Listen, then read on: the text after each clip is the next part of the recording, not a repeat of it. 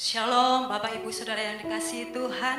Tak terasa di tahun 2021 satu bulan telah kita lewati. Percaya di tahun-tahun yang akan datang, di bulan-bulan yang akan datang, bahkan di hari-hari yang akan datang, Tuhan tetap sertai kita. Mari sama-sama kita mulai ibadah pada sore hari ini. Kita bawa hati kita bersyukur Tuhan buat kasih setia-Mu yang tidak pernah berkesudahan bagi setiap kami. Apapun yang kami lewati Tuhan, kami yakin Bapa, Engkau beserta kami. Takkan pernah Engkau meninggalkan kami Tuhan. Terima kasih Bapa. Oleh sebab itu kami senantiasa merindukan Engkau, dan kami selalu menanti-nantikan pertolongan Tuhan. Terima kasih Yesus. Haleluya. Haleluya.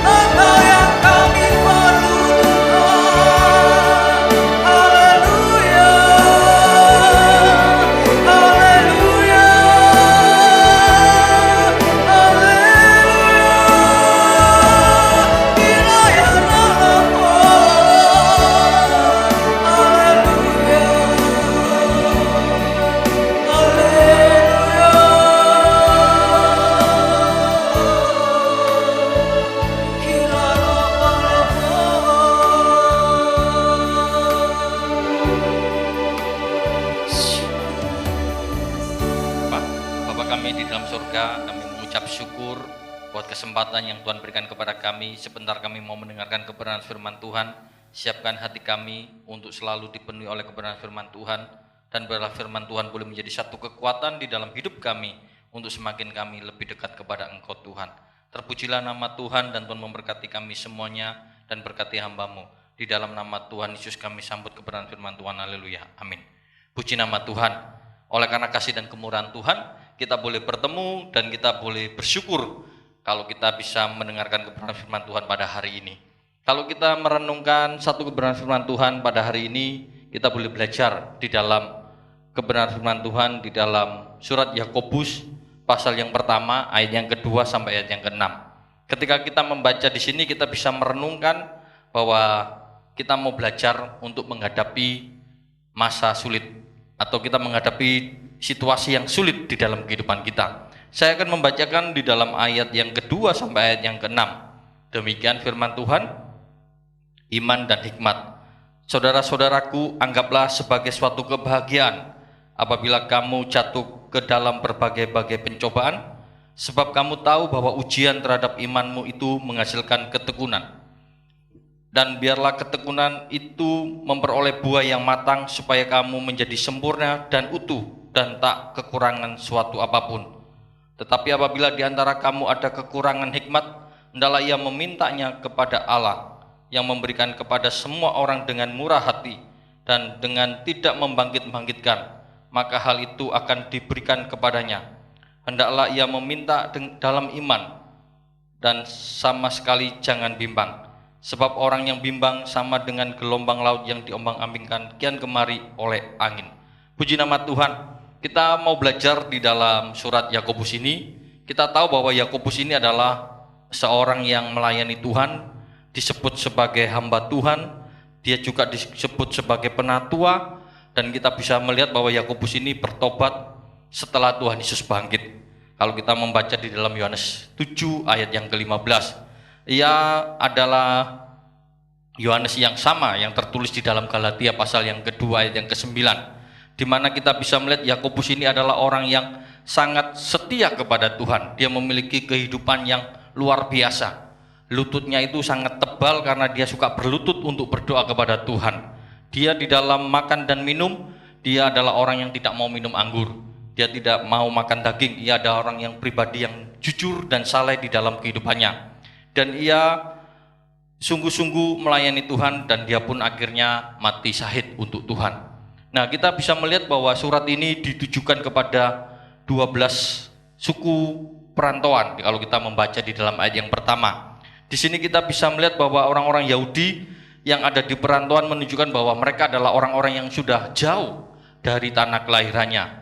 Mereka hidup keluar dari kehidupan kebiasaan yang hidup di dalam hukum Taurat. Mereka harus hidup di daerah yang di luar Palestina. Dan ini bisa kita lihat bahwa Yakobus dipanggil sebagai seorang rasul untuk melayani mereka dengan pelayanan penggembalaannya. Dan di sini kita mau melihat, ketika kita melihat di sini, kita lihat bahwa betapa susahnya saat-saat kita melihat orang-orang Yahudi yang ada di perantauan itu menghadapi masa sulit. Demikian juga kita mau melihat bahwa banyak kesulitan yang kita hadapi. Apa yang dihadapi oleh orang-orang Yahudi pada waktu itu juga ada kesamaan-kesamaan yang harus kita hadapi saat ini. Kita lihat bahwa di saat-saat ini kita mengalami banyak kesulitan. Apa yang kita hadapi saat ini yang jelas adanya virus corona, pandemi yang belum berhenti sampai sekarang. Meskipun sudah ada vaksin, sudah 2 kali divaksin, tetapi virus corona masih terus bekerja. Masih dikatakan virusnya sudah bermutasi, lebih ganas lagi. Itu kan yang harus kita hadapi. Lalu adanya pemutusan hubungan kerja yang begitu banyak. Adanya ancaman bencana alam di tahun ini, di tahun yang baru, di tahun 2021. Sudah ada beberapa bencana alam yang hampir bersamaan semuanya datang.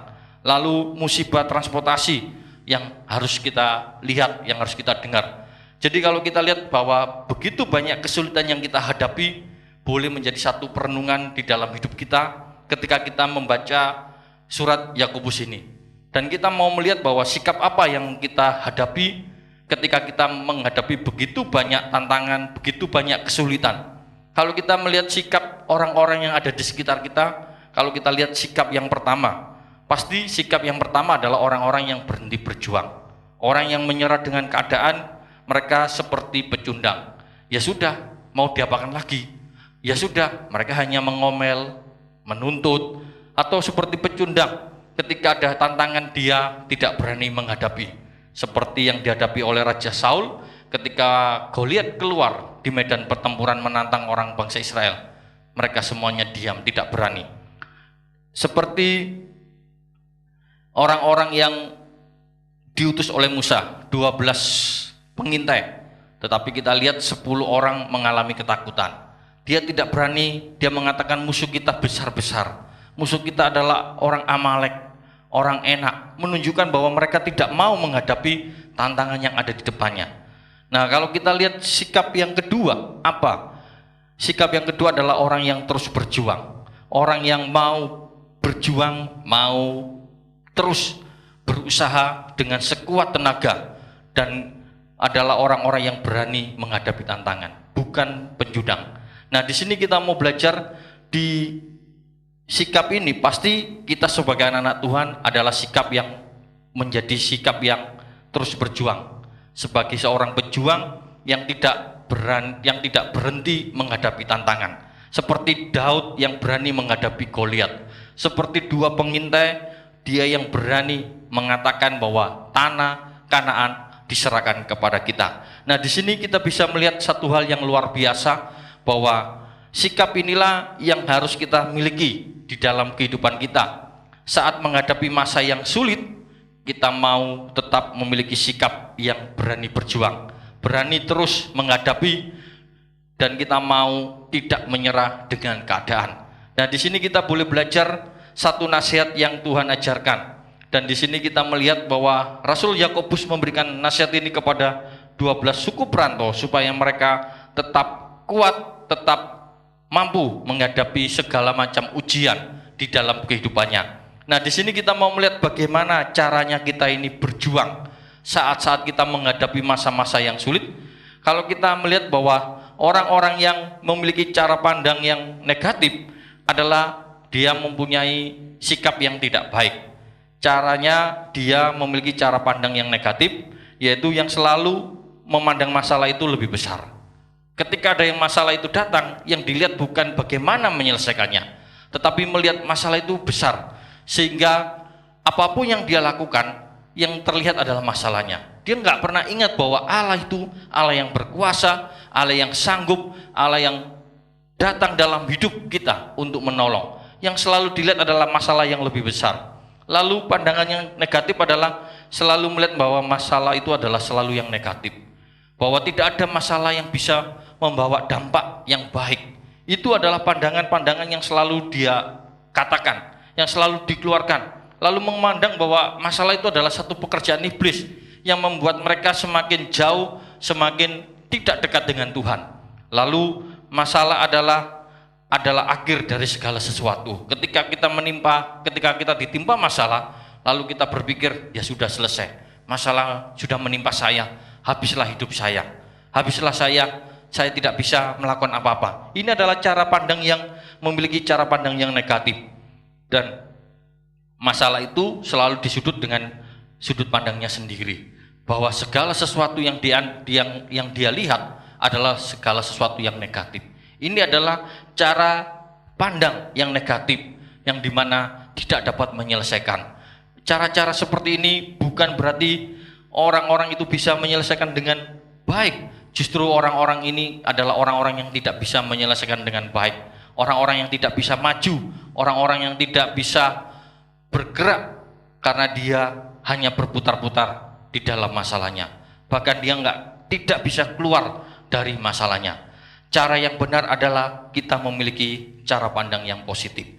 Cara pandang yang positif adalah masalah menjadi sarana untuk melihat kuasa. Kalau kita membaca di dalam ayat yang kedua dikatakan demikian. Saudara-saudaraku, anggaplah sebagai satu kebahagiaan apabila kamu jatuh ke dalam berbagai pencobaan. Di sini kita mau belajar bahwa masalah adalah sarana untuk melihat kuasa Tuhan. Apa yang dikatakan oleh Rasul Yakobus boleh menjadikan satu perenungan di dalam kehidupan kita. Kenapa? Karena dikatakan anggaplah satu kebahagiaan apabila kamu jatuh. Menganggap satu kebahagiaan apabila kita menghadapi masa sulit, kita diajar untuk bisa melihat dengan cara pandang yang positif. Jadi cara mengatasi masalah, cara menghadapi masalah yang sulit adalah dengan memiliki cara pandang yang positif. Nah, di sini kita boleh belajar apa yang disampaikan oleh Rasul Yakobus ini, mengajarkan kepada kita bahwa ketika kita menghadapi berbagai macam pencobaan, kita mau melihat bahwa di sini kita mau melihat di dalam masalah, kita akan melihat kuasa Tuhan. Ketika kita sudah hidup di tahun 2020, masa-masa sulit sudah pernah kita alami, dan kita boleh melihat di masa-masa sulit itu kuasa Tuhan sudah menolong kita, kuasa Tuhan sudah bekerja dalam hidup kita. Karena itu kita mau merenungkan kembali bahwa ketika kita ada masalah, kita mau melihat biarlah masalah itu menjadi sarana untuk melihat kuasa Tuhan. Masalah bukan hanya sebagai sarana untuk melihat kuasa Tuhan, tetapi masalah juga sebagai sarana untuk mengubah karakter kita. Mungkin di saat-saat kita menghadapi sulit, kita mungkin kurang bertekun di dalam doa. Mungkin kita belum sabar di dalam menanti janji Tuhan. Mungkin karakter kita yang lain yang belum diuji. Disitulah karakter kita mau diuji. Kesabaran kita, iman kita, doa kita, itu adalah karakter-karakter yang mau dibentuk dalam hidup kita. Sehingga melalui masalah ini kita boleh menjadi orang-orang yang bisa mengubah karakter kita menjadi karakter yang lebih baik.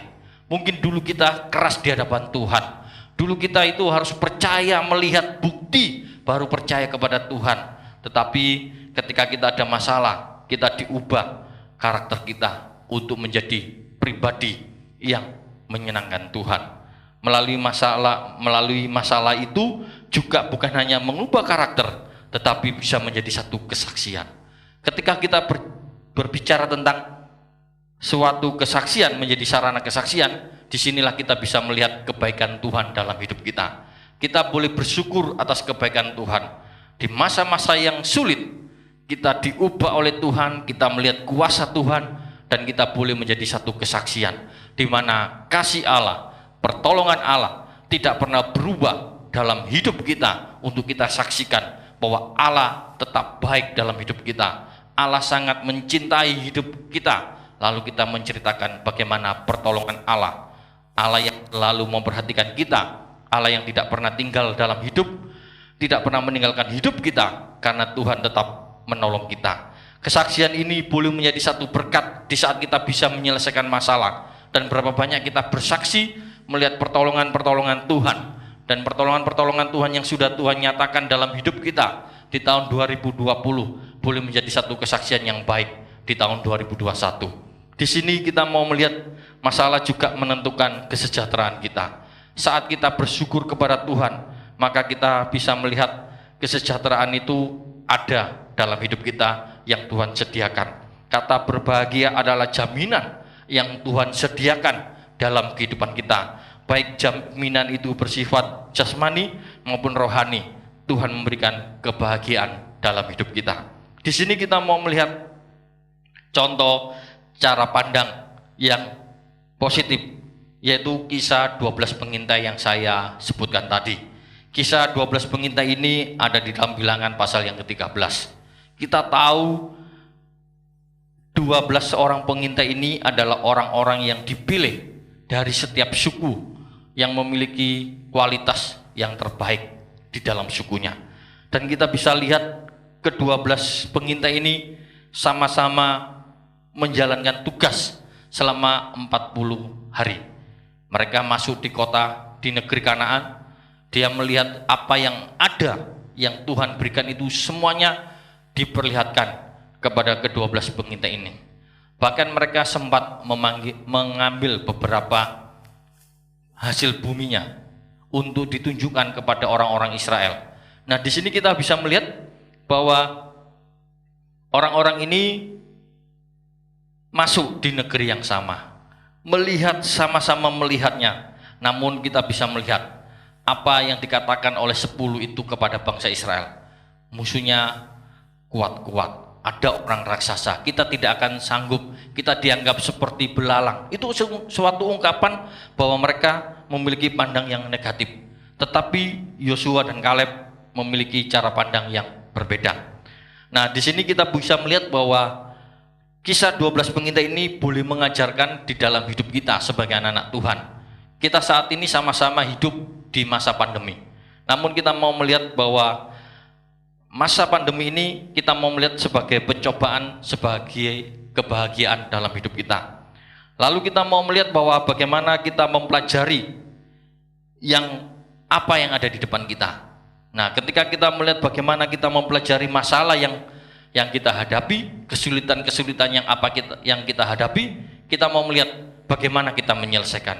Ternyata kita bisa melihat bahwa di masa pandemi ini banyak orang bisa mempelajari situasi dan kondisi, maka memunculkan solusi di dalam hidupnya. Malah sekarang kita lihat banyak orang-orang yang bisa berjualan, banyak orang-orang melakukan usaha di rumah yang dulunya tidak pernah kita terpikirkan untuk melakukan usaha dengan di rumah saja. Nah, ini kita menunjukkan bahwa banyak cara-cara yang jalan keluar yang baru yang muncul. Nah, di sini kita bisa juga banyak orang-orang yang mau melakukan sesuatu yang baru yang mereka coba untuk melakukan usaha yang dulunya belum dia lakukan, sekarang dia melakukan. Dulunya ibu-ibu itu hanya sibuk dengan kebutuhan permasalahan rumah tangganya, sekarang sudah mulai belajar mencari jalan keluar, mulai jual makanan, jual-jual yang lain. Nah, di sini menunjukkan ada solusi, ada berani mencoba sesuatu, mau belajar dari kesalahan. Nah, masa pandemi yang kurang lebih 1 tahun ini, kita lihat berapa banyak orang-orang itu mulai kreatif, orang-orang mulai belajar, dan kita bisa melihat usahanya apa yang dilakukan, semuanya memunculkan hal-hal yang luar biasa. Nah, di sini kita bisa melihat hasilnya sungguh maksimal.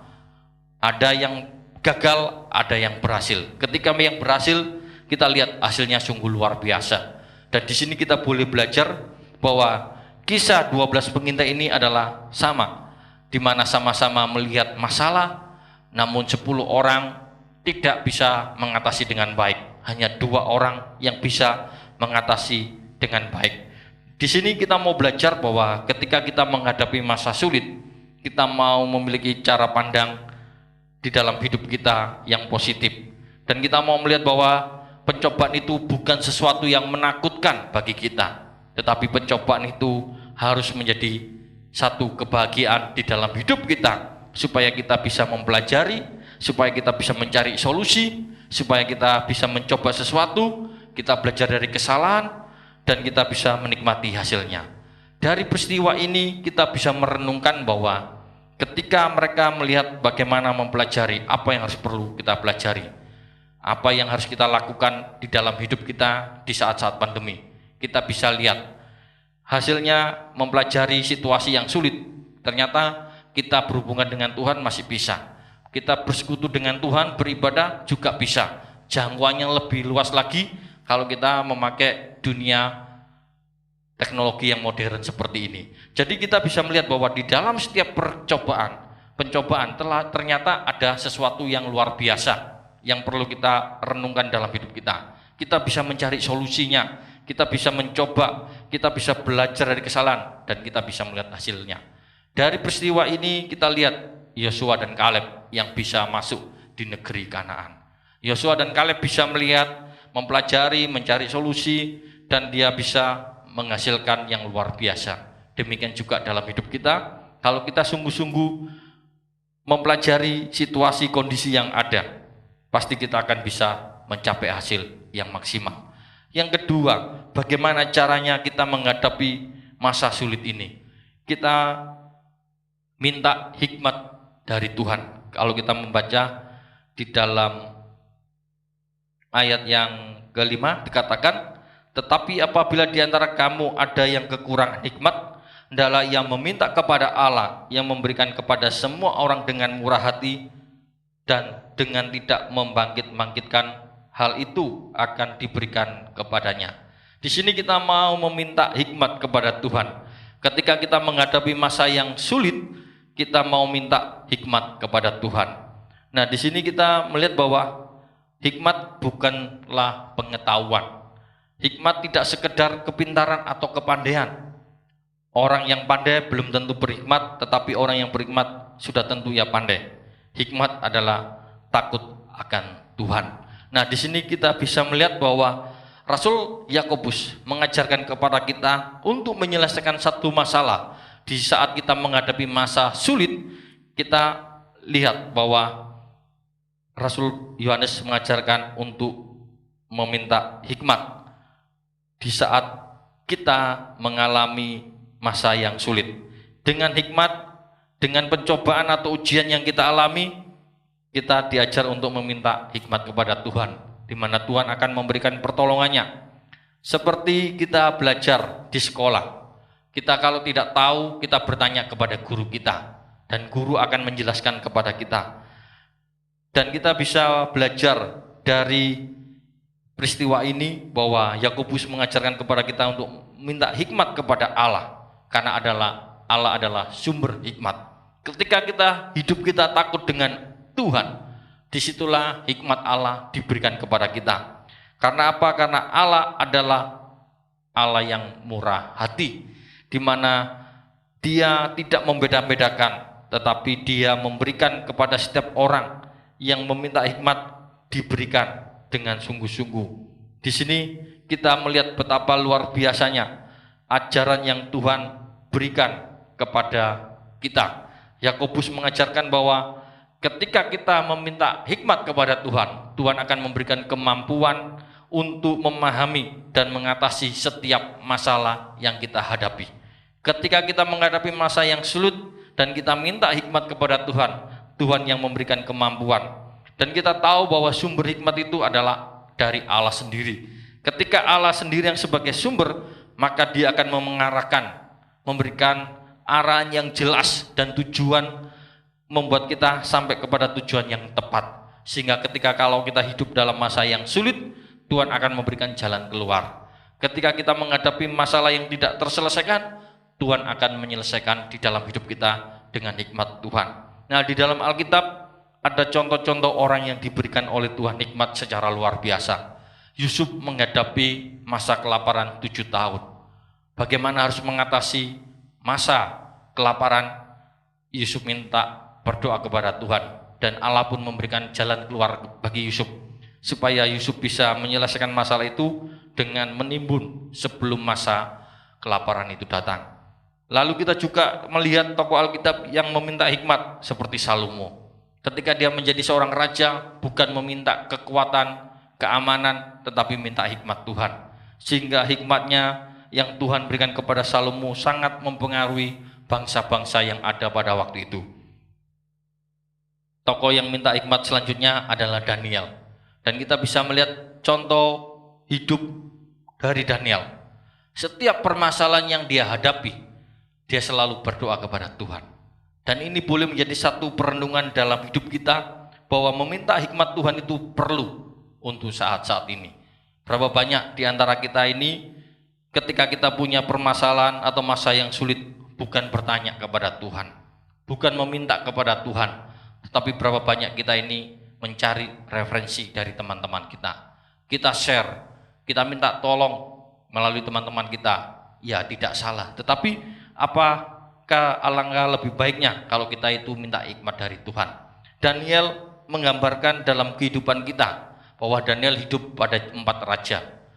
Di dalam 4 raja yang berbeda-beda, Daniel tidak pernah hidup dengan nyaman, tetapi dia selalu minta hikmat ketika ada permasalahan dihadapi oleh setiap raja ini. Dan di sini kita bisa belajar bahwa Daniel mengajarkan kepada kita, apapun masalah yang sangat sulit, Daniel selalu meminta hikmat kepada Tuhan. Demikian juga dalam kehidupan kita. Kita mau menjadi anak-anak Tuhan yang selalu meminta hikmat kepada Tuhan. Minta hikmat kepada Allah sebagai sumber, karena Allah adalah murah hati. Kalau kita mau meminta hikmat, kita harus sungguh-sungguh kepada Tuhan, supaya Tuhan memberikan hikmat itu kepada kita. Lalu kita melihat yang ketiga, bagaimana menghadapi masa yang sulit, yaitu dengan kita memiliki iman kepada Tuhan. Ayat yang ke-6 dikatakan, hendaklah ia meminta dalam iman, dan sama sekali jangan bimbang, sebab orang yang bimbang sama dengan gelombang laut yang diombang-ambingkan kian kemari oleh angin. Di sini kita boleh belajar satu kebenaran firman Tuhan. Di saat masa yang sulit, kita diajar untuk mengatasinya. Yang ketiga adalah tetap memiliki iman.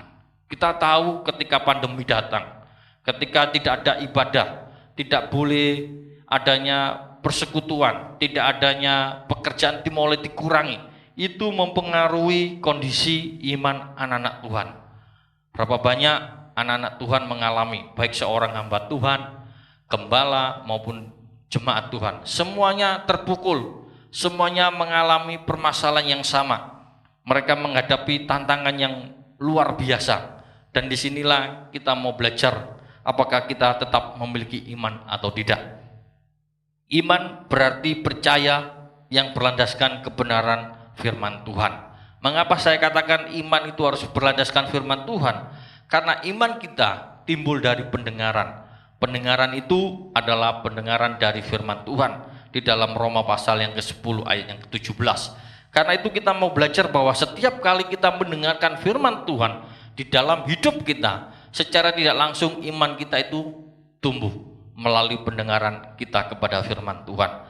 Kalau kita tidak pernah mendengarkan firman Tuhan, yang kita dengar hanya motivasi, nasihat, itu tidak akan menumbuhkan iman kita. Tetapi kalau kita mendengarkan firman Tuhan, itu yang memampukan kita untuk kita percaya berdasarkan kebenaran firman Tuhan.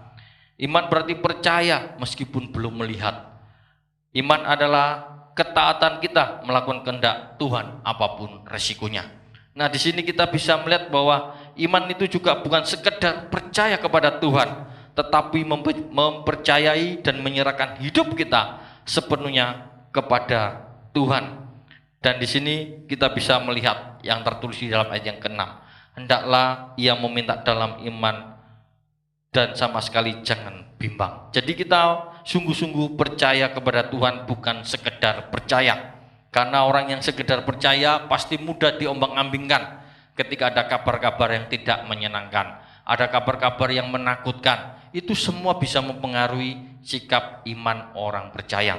Karena supaya iman kita tidak tergoncangkan, yaitu kita harus dikuatkan melalui kebenaran firman Tuhan, mendengar firman Tuhan di dalam hidup kita.